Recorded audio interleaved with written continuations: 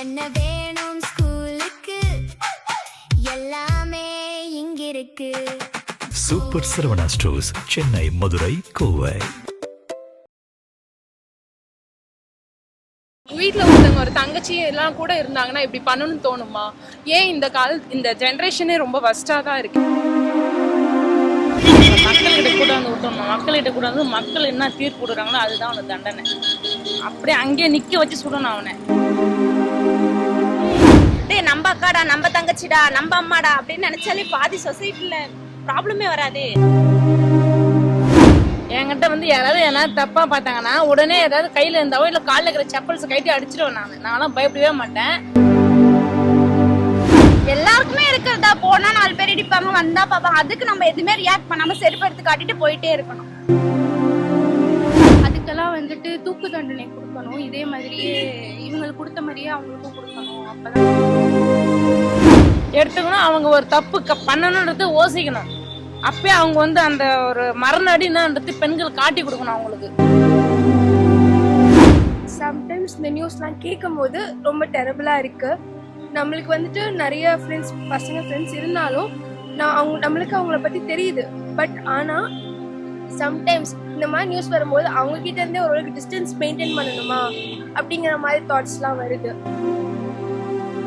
ஆனா வந்து யார் ஆட்சி வந்தாலும் இதை நிறுத்த முடியாது. இது வந்து மக்களா வந்து அந்த தவறு நடக்கிறப்ப பெண்கள் அவங்கவுங்களுக்கு உண்டான பாதுகாப்பை எடுத்துக்கணும் கையில. டிவிகே டிஎம்கேன்னு இந்த மாதிரி கட்சியை தான் வந்து பிளேம் பண்றாங்க. பட் ஆனா என்னை பொறுத்த வரைக்கும் உள்ள இருக்க ஆட்கள் சரி கிடையாது.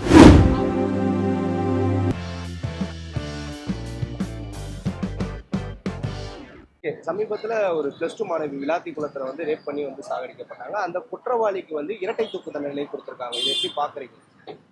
இது வந்து கண்டிப்பா ஒரு நல்ல பனிஷ்மெண்ட்ங்கிற மாதிரி தான் எனக்கு தோணுது. ஓகே. இப்ப அதாவது ஒரு 10 வயசு குழந்தை முதற்கொண்டு ரேப் பண்ணி சாகடிக்கப்பட்டு சம்டைம்ஸ் இந்த நியூஸ்லாம் கேட்கும் போது ரொம்ப டெரபிளாக இருக்குது. நம்மளுக்கு வந்துட்டு நிறைய பசங்க ஃப்ரெண்ட்ஸ் இருந்தாலும் நம்மளுக்கு அவங்கள பற்றி தெரியுது.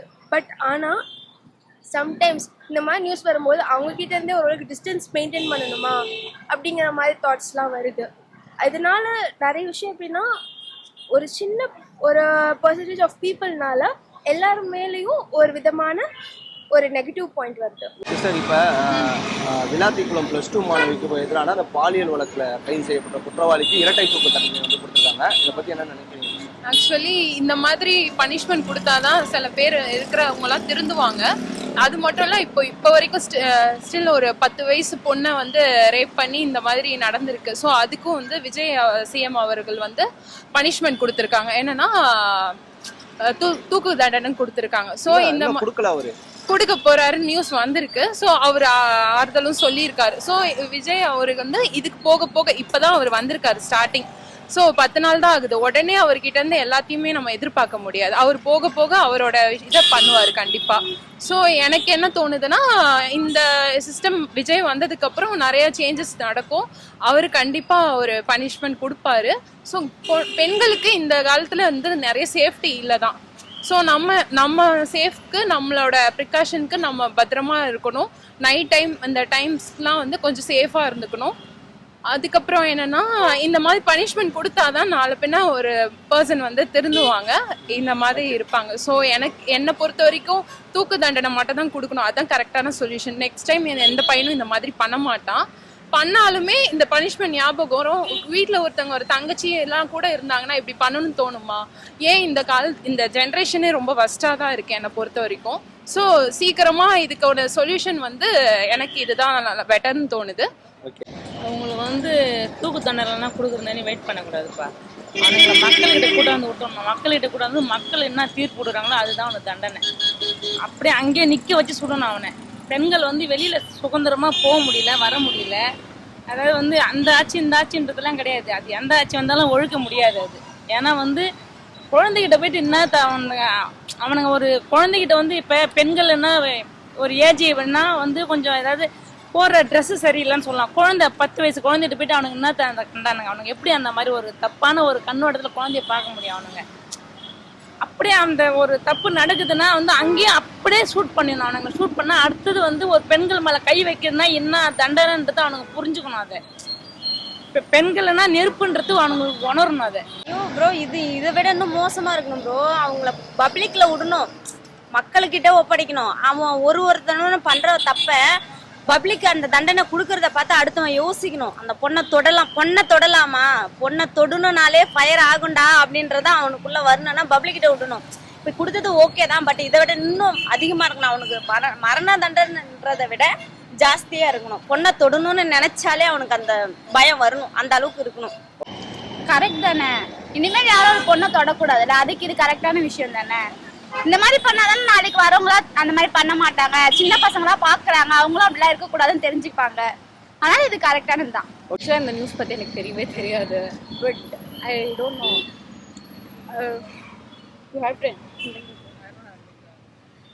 தெரிலண்ணா, இன்னும் நம்ம 21st செஞ்சுரியில் வாழ்ந்துட்டு இருக்கோம், இன்னும் அதெல்லாம் நடக்குது அப்படின்னும் போது பயமா இருக்கு, அவ்வளவுதான். நல்லதுதான். இதே மாதிரி எந்த ஒரு விஷயம் நடந்தாலும் எல்லா பெண்களுக்கு அநீதியா நடக்கிற விஷயத்துக்கு மரண தண்டனை ஒன்று கடைசி தீர்வு. எங்க நடந்தாலுமே இந்த ஸ்டெப் எடுக்கணும். எந்த ஒரு பார்ஷியாலிட்டி பார்க்காம பெரியவங்க வசதி இருக்கவங்க அந்த மாதிரிலாம் இல்லாமல் ஒரு சின்ன ஒரு பாமர வீட்டில் நடந்தாலுமே இந்த தண்டனை கண்டிப்பாக கிடைக்கணும். ஒரு மனுஷன் உயிரை இது பண்ணுறதுக்கு அவனுக்குமே ரைட்ஸ் கிடையாது. அதுக்கேற்ற மாதிரி அவனுக்கு தண்டனை கொடுக்கணும். அது அந்த டைமில் அவங்க பார்த்துக்கணும். அதை விட்டுட்டு ஒரு தப்பு நடந்த அப்புறம் இன்னொரு தப்பை பார்த்துட்டு போயிடுறாங்க எல்லாருமே. இப்போ அங்கே நடக்குதுன்னா இப்போ அதில் யார் யாரெல்லாம் சம்மந்தப்பட்டிருக்கான்னு நம்மளுக்கு தெரியாது. அது பிளான்டா இல்லை பிளான் பண்ணாமல் நடந்ததா எதுவுமே நம்மளுக்கு தெரியாது. சிம்பிளாக சொல்லிட்டு போயிடுறோம், ரேப் நடந்துச்சு, இப்போ குற்றவாளி கிடச்சிட்டாங்க, கொண்டுட்டோம், அவ்வளோதான் முடிஞ்சிச்சு அப்படின்னு போகக்கூடாது. யார் யாரெல்லாம் இருக்காங்க, யார் யாரெல்லாம் மறுபடியும் இதெல்லாம் பண்ண அந்த இன்டென்ஷன் நம்மளுக்கு தெரியணும், அது முக்கியம் ரொம்ப. ஸோ அந்த இஷ்யூவை பொறுத்த வரைக்கும் அவங்க கொடுத்த அந்த ஜட்ஜ்மெண்ட் என்னவோ எனக்கு வந்து ஓகேவாக தான் தோணுது. ஏன்னா இது போல் ஜட்ஜ்மெண்ட்ஸ் கொடுத்து அவங்களுக்கான பனிஷ்மெண்ட்டு கொடுத்தாதான் அடுத்தடுத்து பார்க்குறவங்களுக்கு கொஞ்சம் பயம் வரும், அந்த பெண்களுக்கும் ஒரு தைரியம் வரும், வெளியே போய் சுதந்திரமாக இருக்கலாம் அப்படின்னு. ஸோ இது போலவே அடுத்தடுத்து இப்போ ரீசெண்டாக நடக்கிற இஷ்யூஸ்க்கெலாம் கூட தண்டனை அவங்களுக்கு கிடைச்சதுன்னா இன்னும் கொஞ்சம் சேஃப்டியாகவும் இருக்கும், அவங்களுக்கு கொஞ்சம் ஒரு பயமும் உண்டாகும். ஓகே, இப்போ அதாவது கடந்த ஆட்சியில் சட்ட ஒழுங்கு சரியில்லை, பெண்களுக்கு எதிராக நிறைய பிரச்சனை நடந்துச்சு, மாற்றம் வேண்டும் அப்படின்னு சொல்லி தான் விஜய் அவர்கள் வந்திருக்காங்க. இப்போவும் தொடர்ச்சியாக வந்து பெண்களுக்கு எதிரான வன்முறைகள் நடக்குது, நிறைய வந்து சட்ட ஒழுங்கு பிரச்சனைகள் நடக்குது. இதை பற்றிலாம் என்ன நினைக்கிறீங்க? அதாவது வந்துன்னா அவர் வந்து எப்படிதான் வந்து அந்த இடத்த பிடிக்க திமுக ரொம்ப கஷ்டப்பட்டு அந்த இடத்துல உட்காந்தாங்க. ஆனால் இவர் பார்த்தீங்கன்னா எதுவுமே எதிர்பார்க்கணும், டக்குன்னு சடன்லாம் உட்காந்துட்டாரு. ஆனால் இருந்தாலும் இவருக்கு அனுபவம் கொஞ்சம் கம்மி. ஆனால் அவர் ஆட்சி நடத்துனது அப்போ தப்பு நடந்துச்சு, இல்லைன்னா இல்லை. ஆனால் அவருக்கும் அது உண்டான நடவடிக்கை எடுத்துன்னு தான் இருந்தாங்க. அதெல்லாம் கம்மியாலாம் அதை பண்ணாமலாம் விட்டுல. அவனா இருந்தாலும் இவங்க எப்படின்னாக்கா இவங்க வந்ததுனால தான் அதிகமாக நடக்குது, அவங்க இருக்கும்போது கம்மியாக நடந்துச்சு அப்படின்லாம் சொல்கிறதுலாம் எந்த வழியும் இது ஒத்துக்க முடியாது. ஆனால் யார் ஆட்சி வந்தாலும் இதை நிறுத்த முடியாது. இது மக்களாக அந்த தவறு நடக்கிறப்ப பெண்கள் அவங்கவுங்களுக்கு உண்டான பாதுகாப்பை எடுத்துக்கணும், கையில் எடுத்துக்கணும். அவங்க ஒரு தப்பு பண்ணணுன்றது யோசிக்கணும். அப்பயே அவங்க அந்த ஒரு மரண அடின்றது பெண்கள் காட்டி கொடுக்கணும் அவங்களுக்கு. நான் இந்த ஜென்ரேஷனில் இது ஆக்சுவலி ஆட்சி மேலெல்லாம் பழி போட முடியாது, மக்கள் ஒழுங்காக இருந்தால் எல்லாமே சரியாகும். ஏன் இன்னும் இப்போ வரைக்குமே ஸ்டில் டிவிகே டிஎம்கேன்னு இந்த மாதிரி கட்சியை தான் ப்ளேம் பண்ணுறாங்க. பட் ஆனால் என்னை பொறுத்த வரைக்கும் உள்ளே இருக்க ஆட்கள் சரி கிடையாது. அவங்க சரியானா அவங்களுக்கான சரியான தண்டனை கிடைச்சதுன்னா நம்ம கண்டிப்பா அதுக்கான ஒரு சொல்யூஷன் கிடைக்கும். பட் நம்ம இனிமே கொஞ்சம் கேர்ஃபுல்லா இருந்துக்கணும். ஓகே, இப்ப இதற்கு முன்னாடி திமுக ஆட்சியில சட்ட ஒழுங்கு சரியில்லை, பெண்களுக்கு பாதுகாப்பு இல்லை அப்படின்னு தான் சொல்லி தாவேக்காவும் பிரச்சாரம் பண்ணாங்க. இப்ப தொடர்ச்சியா சட்ட ஒழுங்கு பிரச்சனைகள் நிறைய வந்துட்டு இருக்கு. எனக்கு தெரிஞ்சு இப்போ டிவிகே இப்பதான் ஸ்டார்ட் பண்ணிருக்காங்க. இந்த டிஎம்கே இருக்கிறவங்க என்ன நினைக்கிறாங்கன்னா, விஜய் வந்ததுக்கு அப்புறம் இன்னும் கேசஸ், இதுக்கு முன்னாடி எல்லாம் இவ்வளோ கேசஸ் வந்தது கிடையாது. இப்போ ஏன் விஜய் வந்ததுக்கு அப்புறம் நெக்ஸ்ட் இவ்வளோ ப்ராப்ளத்தை கொண்டு வராங்க? ஏன் இதுக்கு முன்னாடி இருக்கிறதுக்கு நியூஸ் எல்லாம் ஏன் எவ்வளவோ நடந்திருக்கு? ஒரு நாளைக்கே கிட்டத்தட்ட 100க்கு நிறையவே நடக்குது இந்த நாட்டுல. ஆனா இது வரைக்கும் கொண்டு வராதவங்க இப்ப டிவிகே வந்ததுக்காக கொண்டு வராங்க. ஸோ இதை ஏன் இதுக்கு முன்னாடி இருக்க நியூஸ் எல்லாம் ஹைட் பண்ணிட்டு மறைச்சிட்டு இருந்தாங்க? இப்போ விஜய் வந்தோடனே அவர் மேல பழிய போடுறாங்க. இது எனக்கு அன்ஃபேரா இருக்கு. ஸோ இதுக்கு மேல இருக்கிறது விஜய் கண்டிப்பா இதுக்கு ஒரு சரியான ஒரு முடிவு கொடுப்பாரு. ஸோ சேஞ்ச் ஆகும் நான் நினைக்கிறேன். இந்த 5 இயர்ஸ்ல பார்க்கலாம். கொஞ்சம் பீப்புள் கொஞ்சம் வெயிட் பண்ணோம், அவங்க அவரால் என்ன பண்ண முடியும்ன்றத பார்க்கணும். 15 நாள்ல எப்படி ப்ரோ எல்லாத்தையும் மாத்த முடியும்? கொஞ்சம் கொஞ்சமா தான் மாத்த முடியும். அதாவது அவர் வந்து ஒரு இடத்துல இருந்து அவர் பார்த்தாருன்னா ஓகே. அவரு நம்ம இதுல ஃபுல்லா பார்த்துட்டு இருக்காரு. கஷ்டம் தானே, நம்மளாலேயே ஒரு இடத்துல இருந்து ஒரு இடத்துல ஒரு வேலையை பாக்குறதே. 10 வயசு சிறுமி பாலியல் வன்கொடுமை சார் அதெல்லாம் சொல்ல போனா ப்ரோ ரொம்ப தண்டிக்கணும். அது வந்து அண்ணா எப்படி அதை முடிவு எடுப்பாருன்னு தெரியல. ஆனா தண்டனை கடுமையா கொடுத்தா கண்டிப்பா குறையும்னு நான் நினைக்கிறேன். நல்ல பெண்கள் சமூகமே அதுதான் நினைக்குது. ஒரு குழந்தை 4 வயசு குழந்தையுமே சாவுது, 2 வயசு குழந்தையுமே சாவுது. அதுக்கு காரணம் வந்து ஜென்ஸுன்னு அந்த போதை பொருள். பட் அதை ஒழிக்கணும். டிவிக்கே வந்து ஆட்சி வந்ததுக்கு அப்புறம், அண்ணா வந்ததுக்கு அப்புறம் இப்படி நடக்குதுன்னா 15 நாளுக்குள்ள மாற்றத்தை உருவாக்கிட முடியாது. படிப்படியா மாற்றத்தை உருவாக்கலாம். இப்பதான் வந்திருக்காங்க, கண்டிப்பா ஒன்னொன்னுமாவே சரி பண்ணுவாங்க. அது நாங்க மக்கள் தேர்ந்தெடுத்திருக்கோம், கண்டிப்பா பண்ணுவாங்க. ஓகே, இப்போ 10 வயது சிறுமியெல்லாம் பாலியல் வன்கொடுமையில கோயம்புத்தூர்ல நடந்திருக்கு. எப்படி பாக்குறீங்க? எப்படி பாக்குறது, கேவலம் தான். கண்டிப்பா அவங்க எல்லாம் தூக்கு தண்டனை கொடுத்துதான் ஆகணும். கரெக்ட் தான். இப்பதானே மாறி இருக்காங்க, அவங்களுக்கு கொஞ்சம் டைம் கொடுங்க, நல்லது நடக்கும் நம்பலாம். இப்ப 10 வயசு இருக்கக்கூடிய சிறுமியெல்லாம் வந்து பாலியல் வன்கொடுமையில இறந்துருக்காங்க கோயம்புத்தூர்ல. எப்படி இந்த நியூஸ்லாம் கேட்கும்போது உங்களுக்கு எப்படி இருக்கு? பயமா இருக்கு. But we expect for a change. கண்டிப்பா நடக்கும்னு நாங்க நம்புறோம். எங்களை சுத்தி ஓகே கெட்டவங்க இருக்காங்க தான், ஆனா நல்லவங்களும் இருக்காங்க அப்படின்றத நாங்க நம்புறோம். So we'll hope for best. ஆனா வந்து போன வாட்டி நடந்தது வந்து எந்த இதுவுமே வெளியே வரல. இப்ப எல்லா நியூஸுமே வெளியே வருது. அதுவே ஒரு மாற்றம் தான். இந்த மாற்றம் போக போக முன்னேறும். இப்ப எல்லாருமே நாங்களாம் ஷார்ட்ஸ் தவிர வேற எதுவுமே பார்க்க மாட்டோம். ஷார்ட்ஸ் ரீல்ஸ் தான் ஸ்க்ரோல் பண்ணுவோம். இப்போ உட்காந்து இன்ட்ரெஸ்டா நியூஸ் பாக்குறனாலே ஒரு பெரிய விஷயம் தான். என்ன நடக்குது, எல்லாம் என்ன ஸ்டெப் எடுக்கிறாங்க. இப்போ காலேஜ் விட்டு வந்தோடனே நாங்க பார்த்த ஒரு விஷயம் நியூஸ் தான். நியூஸை பார்த்துட்டே தெரிஞ்சது இந்த மாதிரி வந்து தண்டனை கொடுத்துருக்காங்க. எங்க காலேஜ்லாம் யாருமே இந்த நியூஸ் பார்க்கவே மாட்டோம். இன்னைக்கு லஞ்ச் பீரியட்ல உட்காந்து நாங்க அதை பத்தி பேசுறோம்னா அது ஒரு மாற்றம் தானே. அதான் அவங்களுமே ஸ்டெப் எடுக்கிறதா சொல்லியிருக்காங்க. இப்போ என்ன ஒரு 1.5 months தான் ஆயிருக்கு அவங்களுமே இப்போ ஆட்சிக்கு வந்து. அதுக்குள்ள அவங்க ப்ரூவ் பண்ண முடியுமான்னு கேட்டால் அது ஒரு கொஸ்டின் மார்க் தான். ஸோ அவங்களுக்கு கொஞ்சம் டைம் கொடுக்கணும். அவங்க அதை செட் பண்ணி யார் யாரெல்லாம் இதில் இருக்கா, யார் யார் வச்சு இதெல்லாம் பண்ண முடியும், அது அவங்களுக்கு தெரிய நினைக்கணும். என்னை பொறுத்த வரைக்கும் கட்சி மாறுது, அதுக்காக தான் இப்படி நடக்குதுன்னு யாராலையும் சொல்லிட முடியாதுல்ல. இது டிபெண்ட்ஸ் அப்போ வந்து இண்டிவிஜுவல் பீப்புள் மைண்ட் செட். ஒரு ஆண் ஒரு பெண்ணை இப்படி தான் பார்க்குறான் அப்படின்னா அப்படி தான் பார்க்க போகிறோம். அதுக்காக கட்சின்றது பொறுத்து வந்து சிஎம் மட்டுமே முடிவு பண்ணி அவர் மட்டும் சட்டங்களை ஒழுங்குபடுத்தி அவரே வந்து எல்லாரும் தண்டிக்க போகிறது இல்லைல்ல. இப்போ இந்தியான்னு பார்த்தோன்னா பிஎம் முடிவு பண்ண வேண்டியது இருக்குது. ஸோ அது சொல்ல முடியாது, பார்க்கலாம். மேற்கொண்டு போலீஸ் துறை எல்லாமே வந்துட்டு கொஞ்சம் ஸ்ட்ரிக்டாக மாறிச்சுன்னா எல்லாம் மாற வாய்ப்புகள் உண்டு. சட்டமும் வந்து மேலும் கொஞ்சம் அப்டேட் ஆனால் அதுக்கெல்லாம் வந்துட்டு தூக்கு தண்டனை கொடுக்கணும். இதே மாதிரியே இவங்களுக்கு கொடுத்த மாதிரியே அவங்களுக்கும் கொடுக்கணும். அப்பதான் வந்துட்டு சுதந்திரமா இருக்க முடியும். ஓகே, இப்போ ஒரு பெண்ணா நீங்க வெளில வரும்போது எந்த மாதிரியான ப்ராப்ளம் ஃபேஸ் பண்றீங்க? என்ன மாதிரி ப்ராப்ளம்னா பஸ்ல சம்டைம்ஸ் ஹேப்பன்ஸ். அதுக்கப்புறம் சம்டைம்ஸ் ஆர்கனைசேஷன் வைஸ் பார்க்கும்போது பசங்களுக்கு ஒரு ப்ரிஃபரன்ஸ் கொடுக்குறாங்களோங்கிற மாதிரி ஒரு தாட் வருது. பட் எல்லா ஆர்கனைசேஷனும் இல்லை, சம் ஆர்கனைசேஷன்ஸ். சரி, ஓகே, ஃபைனலாக இந்த மாதிரியான ஒரு ரேப் அக்யூஸ்ட் உங்கள் கையில் கிடைச்சா எந்த மாதிரியான தண்டனை கொடுப்பீங்க, பனிஷ்மெண்ட் பண்ணுவீங்க? ஆசிட் தான் ப்ரோ, ஆசிட் ப்ரோ. எனக்கு இந்த மாதிரி ப்ராப்ளம்ஸ் வந்தது கிடையாது. பட் வந்தா நான் சேஃபா தைரியமா வந்து ஒருத்தங்க கிட்ட நான் எக்ஸ்பிரஸ் பண்ணி சொல்லுவேன், நீங்க எனக்கு இந்த மாதிரி பிரச்சனை இருக்கு, ஸோ நீங்க இந்த மாதிரி எதுக்குமே பயப்படக்கூடாது. பெண்களா இருந்தா பயப்படாம தைரியமா நம்ம பேசணும், ஃபேஸ் பண்ணிக்கணும். இந்த விஷயத்துக்கு நம்ம அசிங்கப்படணும்னு அவசியம் இல்லை. ஒரு பெண்ணா இருந்து ஒரு பொண்ணு வந்து ஒரு தப்பா நினைக்க கூடாது, பேரண்ட்ஸ் ஒழுங்கா வளர்த்துருக்கணும். பட் ஆனா இந்த சிச்சுவேஷன் இந்த ஜென்ரேஷன்ல எல்லாம் வஸ்டா தான் இருக்கு.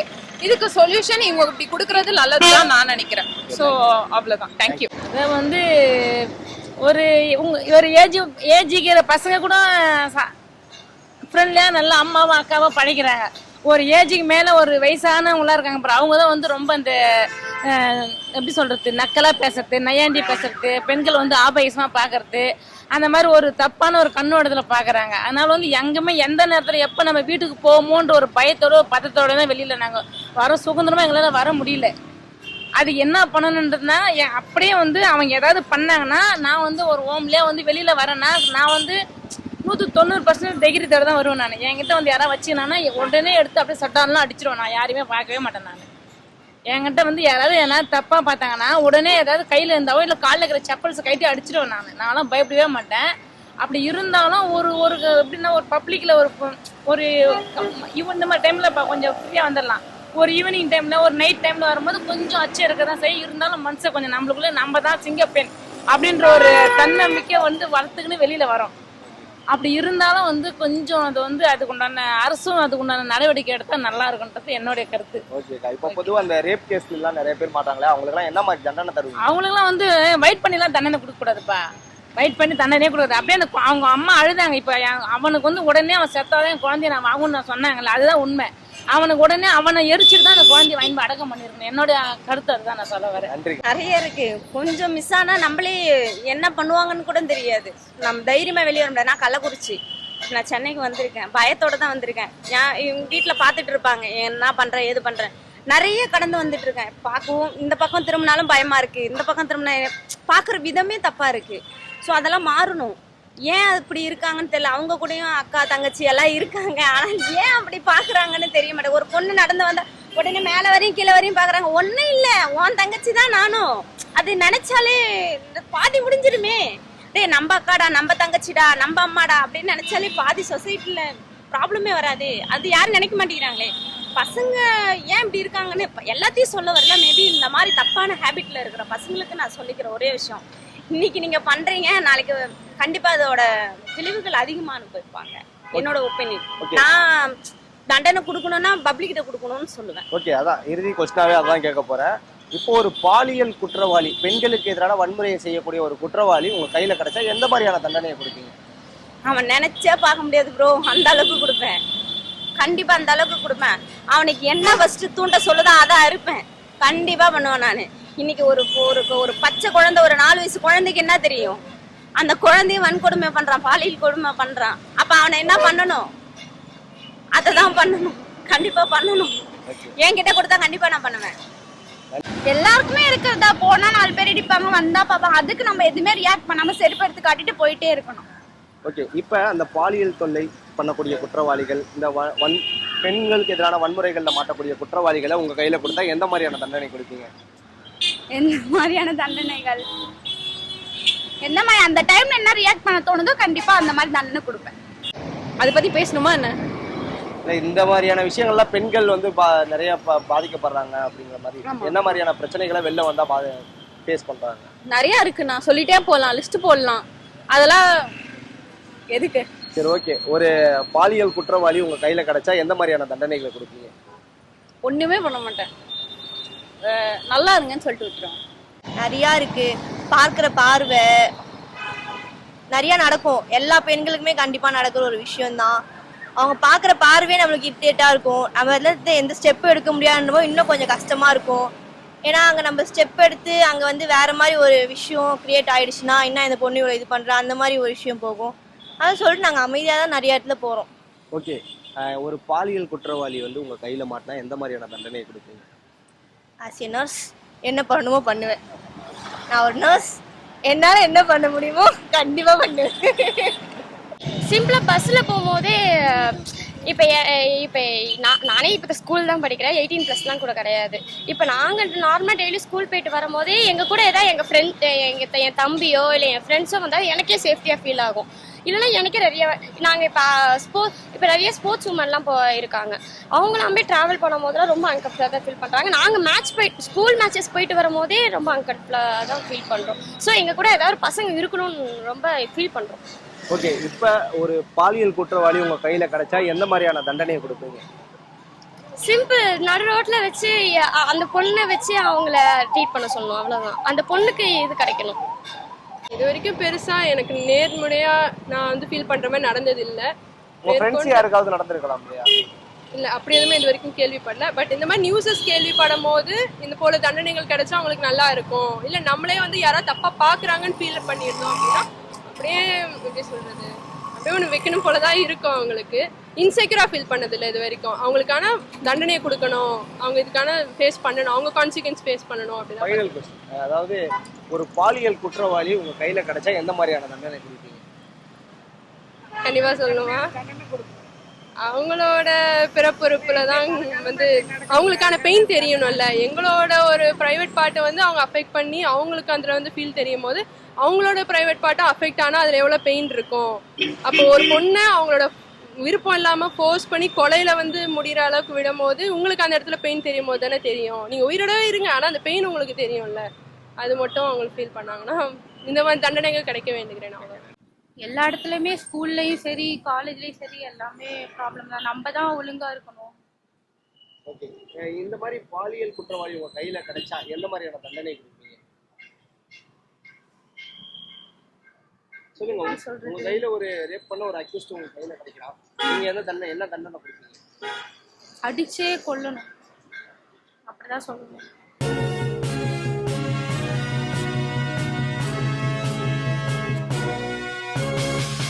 உடனுக்குடன் அப்டேட் தெரிந்து கொள்ள ஜெம் டிவி தமிழ் ஆப்பை இன்ஸ்டால் செய்யவும்.